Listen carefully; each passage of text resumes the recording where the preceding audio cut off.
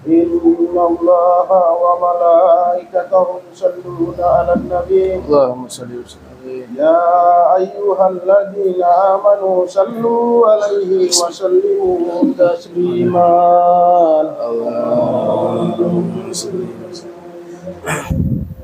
اللهم صل على أشرف الأنبياء والأنبياء وإمام الليلة والمرام سيدنا محمد وعلى آله وصحبه وبارك وسلم يا رب شرفه وكرمه ومحبته وتأيمان. Assalamualaikum warahmatullahi wabarakatuh.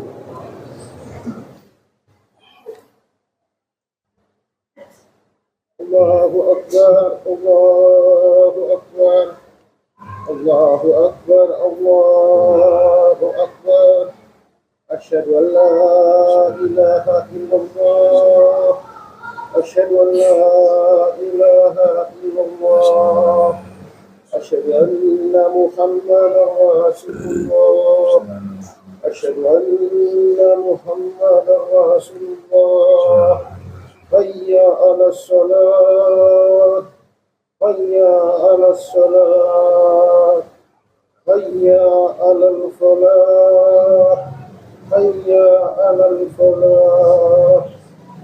الله أكبر الله أكبر لا إله إلا الله.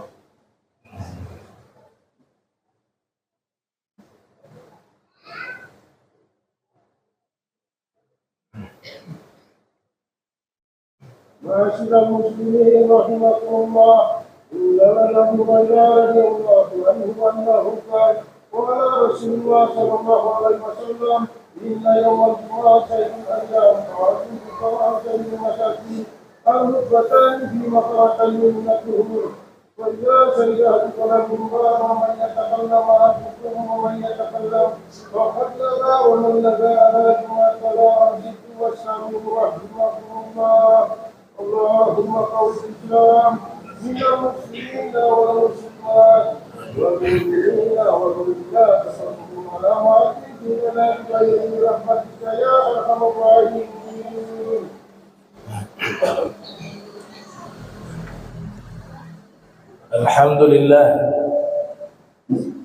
Alhamdulillah rabbil alamin, nasta'inuhu wa nastaghfiruh wa na'udzu billahi min shururi anfusina wa min sayyiati a'malina. May yahdihillahu fala mudilla lahu wa may yudlilhu fala hadiya lahu. Asyhadu an la ilaha illallah wahdahu la syarika lahu wa asyhadu anna sayyidana Muhammadan abduhu wa rasuluh. اللهم صل وسلم عليه. اللهم صل وسلم وكرم وزد على سيدنا وحبيبنا وقدوتنا وقرة أعيننا مولانا محمد وعلى آله وصحبه أجمعين. أما بعد فيا أيها الناس أوصيكم ونفسي بتقوى الله وقد فاز من اتقى. سبحانك لا علم لنا إلا ما علمتنا إنك أنت العليم الحكيم. ربي اشرح لي صدري ويسر لي أمري واحلل عقدة من لساني يفقهوا قولي وسدد لساني واهدي قلبي بحق سيدنا محمد صلى الله عليه وآله وصحبه وبارك وسلم. Alhamdulillah, puji syukur kehadirat Allah, salawat salam senantiasa tercurahkan kepada junjungan mulia Nabi tercinta Sayyidina wa Maulana Muhammad sallallahu alaihi wa alihi wasallam beserta seluruh keluarga beliau, sahabat beliau dan umat beliau yang senantiasa melaksanakan ajaran beliau hingga akhir masa nanti. Al-hurriyatu minnatun minallahi subhanahu wa ta'ala wa wajaba alaina syukru biha. Kemerdekaan adalah anugerah yang Allah hadiahkan kepada kita, maka wajib bagi kita mensyukuri kenikmatan tersebut dengan taat dan patuh kepada sang pemberi kemerdekaan, Allah Subhanahu wa ta'ala. Luar biasanya kemerdekaan yang Allah hadiahkan kepada bangsa Indonesia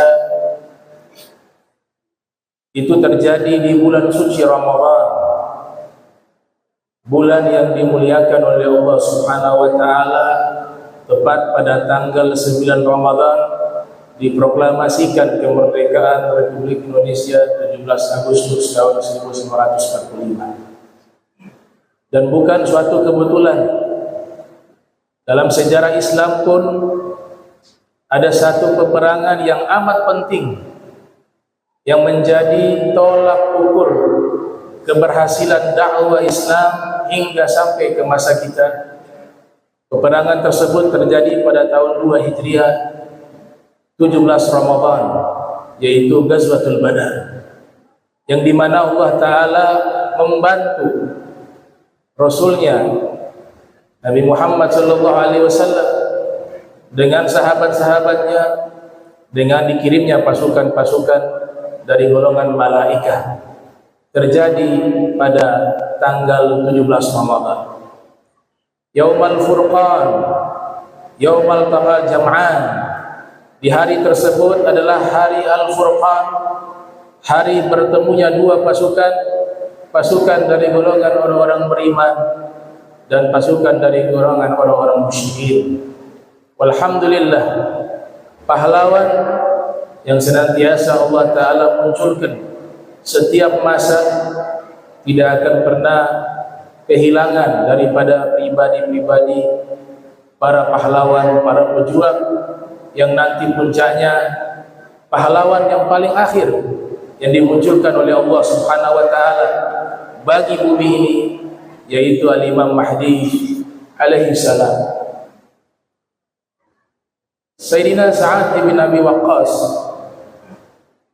salah satu sahabat mulia Rasul Muhammad sallallahu alaihi wasallam, beliau menekankan kepada kita pentingnya membaca, mengkaji, mempelajari biografi para pahlawan.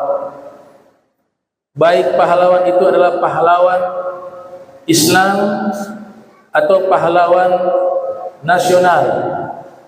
Beliau mengatakan, "Alimu auladakum bisyaril abtal." Ajarkanlah anak-anak kalian tentang biografi para pahlawan. Di dalam bahasa agama kita, pahlawan disebut dengan batalun. Bentuk jamaknya abghalun.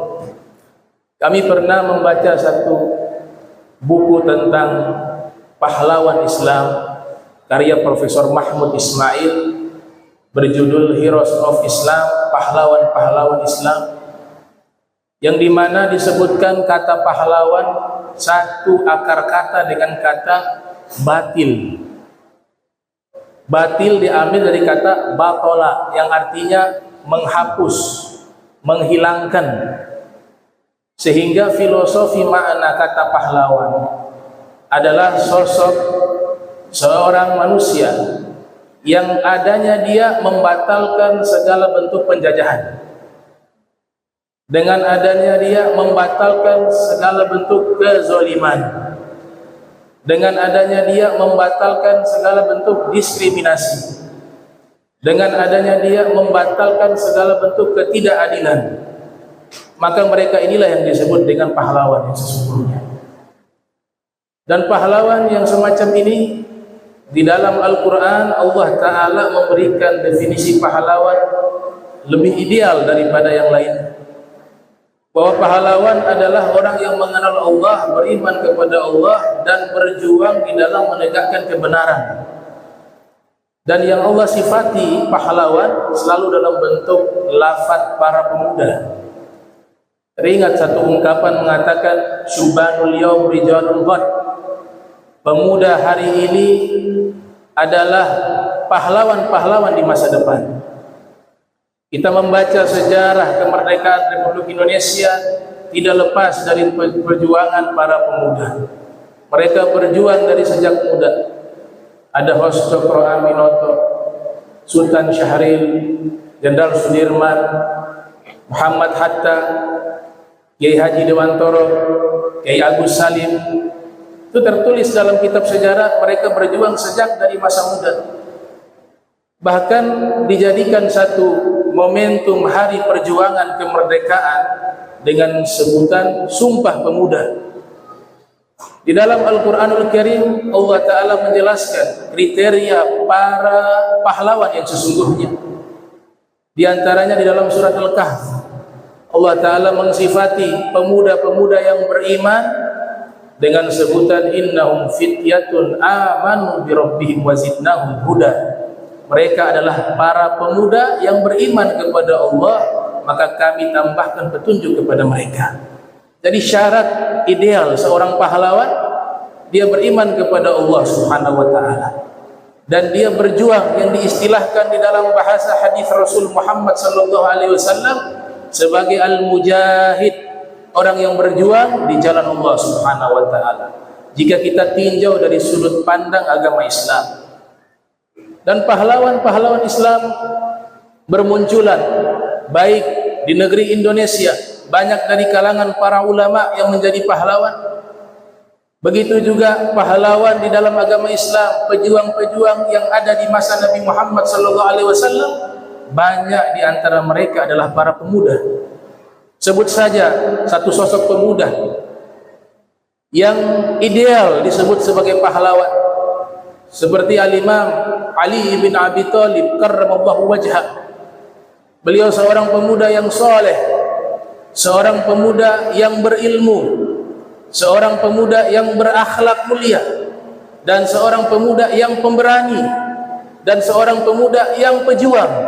Semua sifat-sifat kepahlawanan layak dinisbatkan kepada Al-Imam Ali bin Abi Thalib karramallahu wajhah, sehingga Nabi Muhammad sallallahu alaihi wasallam menjelaskan kemuliaan beliau dengan sabdanya, la fata ila Ali wala saif illa dzulfiqar.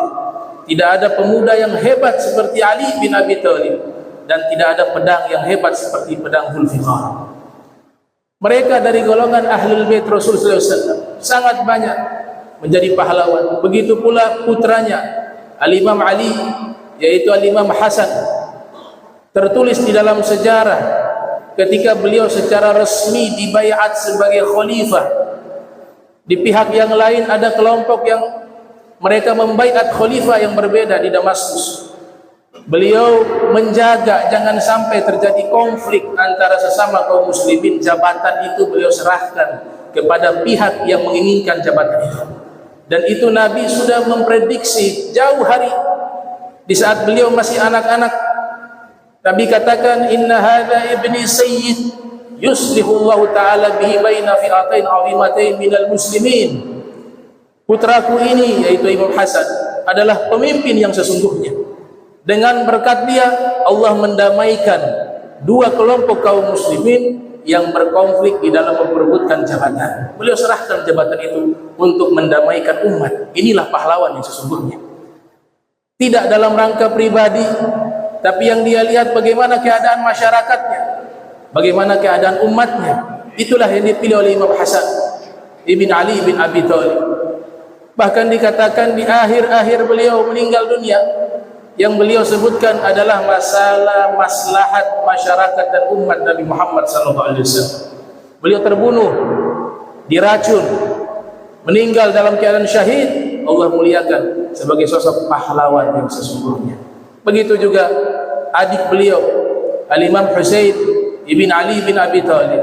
Beliau juga menjadi pahlawan di Karbala sebagai simbol perlawanan kezaliman, rela menyerahkan nyawanya untuk umat Nabi Muhammad SAW. 72 orang menghadapi 30.000 pasukan. Tidak ada satupun yang lari dari mereka, padahal mereka mengetahui besok hari mereka akan menghadapi pasukan yang jumlahnya jauh di atas mereka, yaitu 30.000 orang pasukan. Sedangkan mereka hanya 72 orang, itu pun terdiri dari anak-anak muda, anak-anak kecil, bahkan kaum perempuan. Mulia mereka, memiliki sifat keberanian di dalam kebenaran. Keberanian jika diletakkan bukan pada tempat yang hak, maka disebut dengan nekat, dan itu bukan pahlawan. pahlawan mengorbankan nyawanya, sifat keberaniannya di dalam membela sesuatu yang hak, yang benar, terutama di jalan Allah Subhanahu wa taala, dan menghilangkan penjajahan dan diskriminasi yang ada. Ikhwanul muslimin rahimakumullah, maka tidak salah ketika Nabi kita Muhammad sallallahu alaihi wasallam memberikan gelar kepada dua orang cucu beliau yang wafat syahid fi sabilillah sebagai pahlawan bagi kaum muslimin dengan sebutan Sayyidah Syababi Ahlil Jannah, Al-Hasan wal Husain, pemimpin pemuda ahli surga Al-Hasan dan Al-Husain.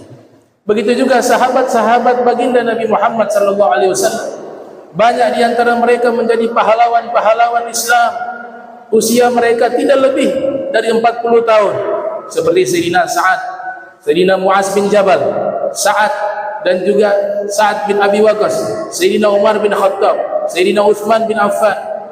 Mereka berjuang sejak masa muda hingga hari tua mereka sebagai pahlawan-pahlawan yang memperjuangkan agama Allah Subhanahu wa taala. Maka sungguh sangat sayang sekali jika ada aturan-aturan yang bertentangan dengan aturannya Allah.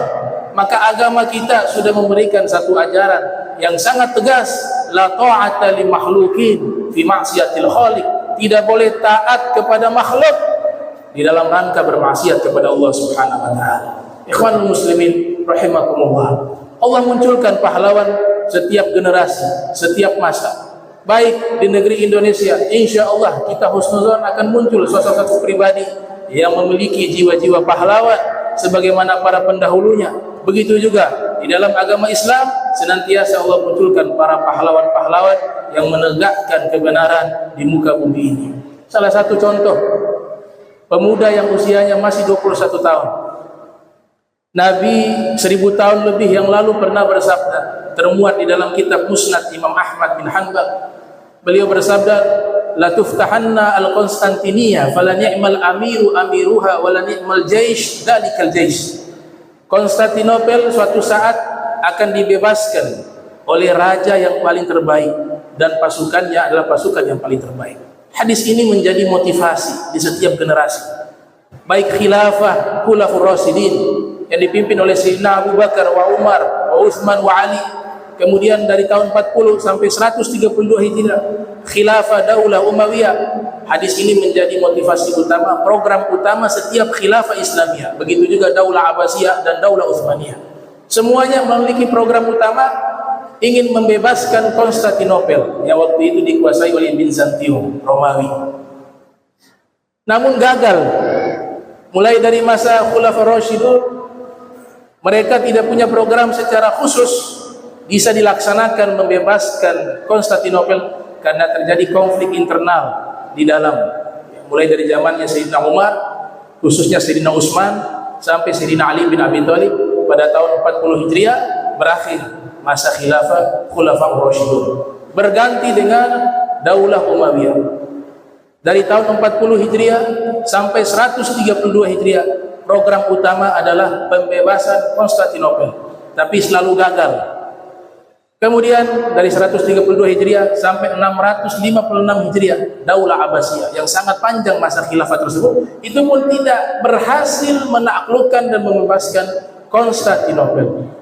Tapi menjadi program utama, sebab Nabi sudah mengatakan yang bisa membebaskan negeri tersebut rajanya raja terbaik, pasukannya pasukan terbaik.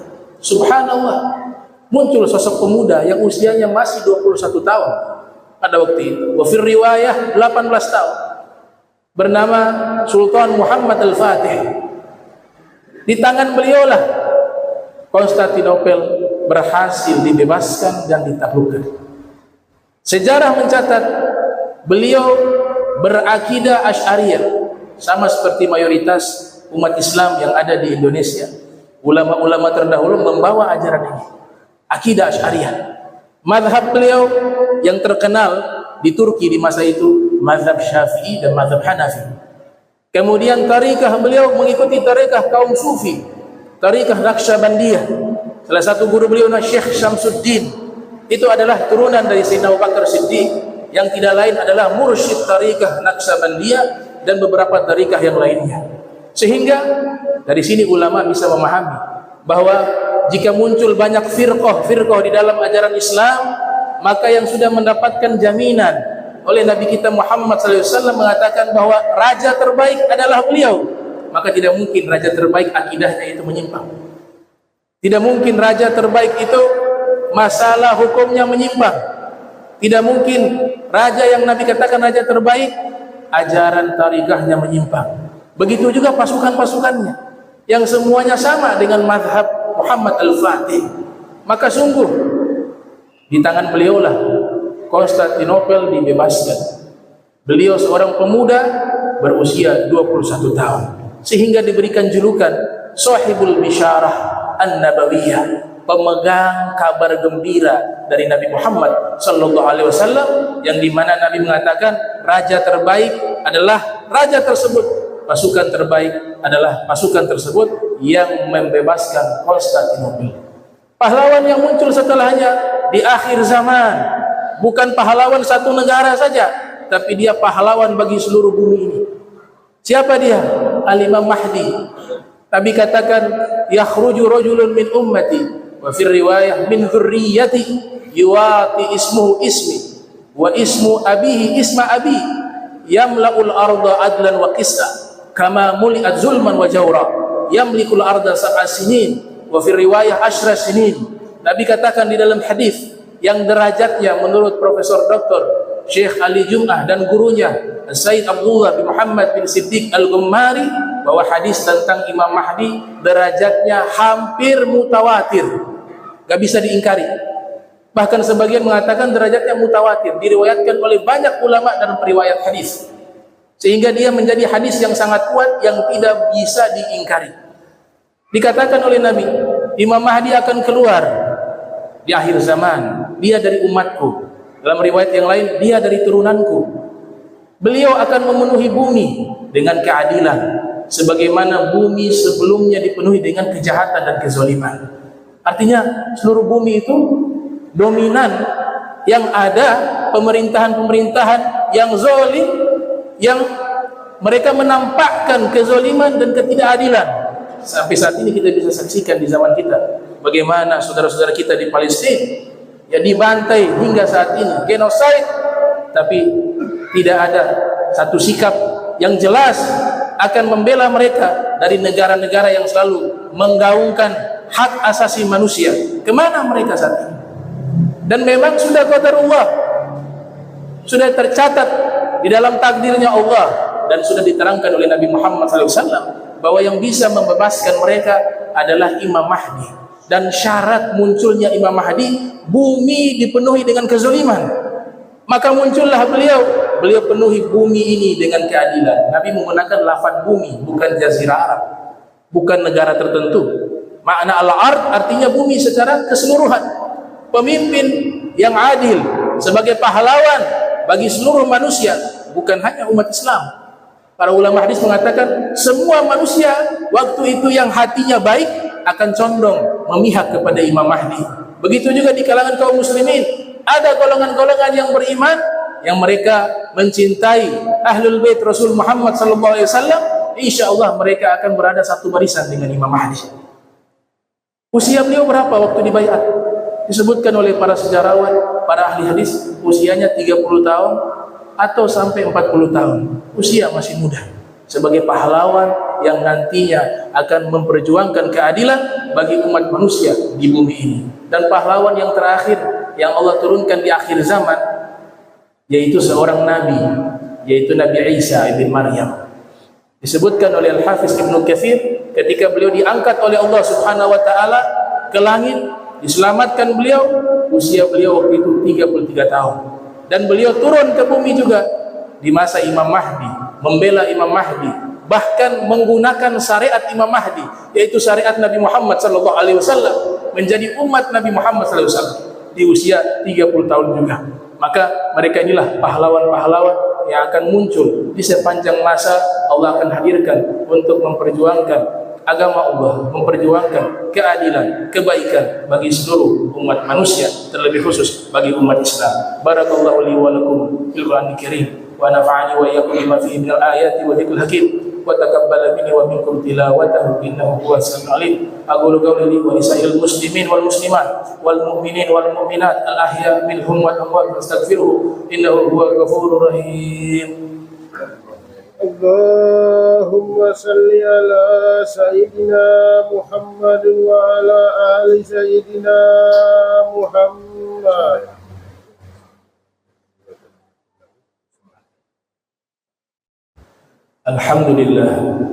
الحمد لله رب العالمين. اللهم صل وسلم على سيدنا محمد الفاتح لما أغلق والخاتم لما سبق والناصر الحق بالحق والهادي إلى صراطك المستقيم وعلى آله وصحبه حق قدره ومقداره العظيم. أما بعد فيا أيها الناس اتقوا الله وحاذروا الجمعة والجماعات. قال الله سبحانه وتعالى يا أيها الذين آمنوا إذا نودي للصلاة من يوم الجمعة فاسعوا إلى ذكر الله وذروا البيع ذلكم خير لكم إن كنتم تعلمون. فإذا قضيت الصلاة فانتشروا في الأرض وابتغوا من فضل الله واذكروا الله كثيرا لعلكم تفلحون. واعلموا أن الله تعالى صلى على النبي قديما فقال الله سبحانه وتعالى إن الله وملائكته يصلون على النبي يا أيها الذين آمنوا صلوا عليه وسلموا تسليما.